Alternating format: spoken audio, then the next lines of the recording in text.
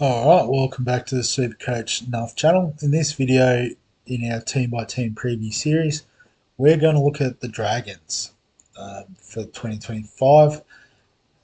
So, an interesting year, a big loss with Ben Hunt leaving, but a couple of big ins in the back line, which is where we'll start our analysis.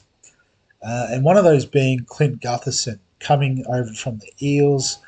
And you imagine would lock himself straight into that fullback position, taking over from Tyrell Sloan. I've got Tyrell Sloan as one of the wingers this year. Looks like that's their plan, is to move him onto the wing. Val Holmes, the other big recruit, should slot straight into the centres alongside Moses Sully. And Tuipulotu is probably favoured for the other wing spot. He'll probably have some competition from Ravalawa and Matt Fiernay.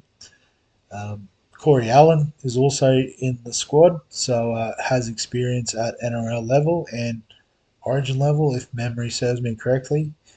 And I've put Cody Ramsey there just as another fullback option. Not sure how he's going on his recovery from his health issues, but would be great to see him get back on the park this year. The halves is where things are looking pretty dicey. They literally only have two players to play in the halves, according to SuperCoach, with Kyle Flanagan, Lachlan Ilias.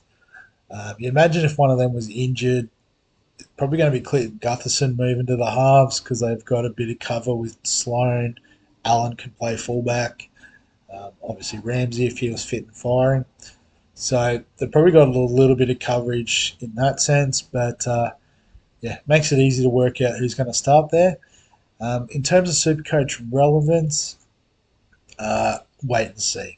I think you can see from their price they're sort of similar type players.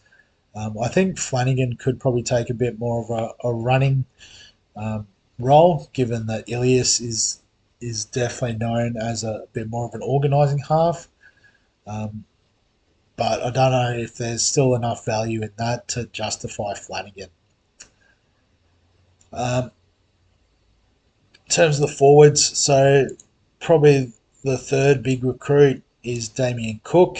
So they've now got two elite hooking options in Cook and Little. And as you can see, they both averaged 60 last year. The fact they're both there means they're both not going to average 60 this year. So I think they're going to cannibalise each other and are not SuperCoach relevant. And the forward pack, so you can see from their price there's not a great deal of value. Sewer is a fringe, keeper type option, but I think there's better options. Leilua, we know, can have big upside games. DeBellin's super consistent with the dual position. He will have his, admirers. But other than that, maybe Ryan Couchman with the cheaper price would be good. But there has been a lot of chat about their bottom dollar cheapies as well. So Pacifici Tonga, Pacifici, I think is how you say that, Tonga, at bottom dollar in the front row is one that's been hyped up. Also in the second row, you've got Halangahu, I think might be how you say it. Dylan Egan as well has been pumped up last year. Flanagan was keen on him pre-season. So, there is potential in the Dragons, but I think it's going to be later in the season, and I think it's going to be through these cheapies. So, yeah, in terms of other SuperCoach relevant picks, obviously Val Holmes, he should have the goal kicking, which will obviously help.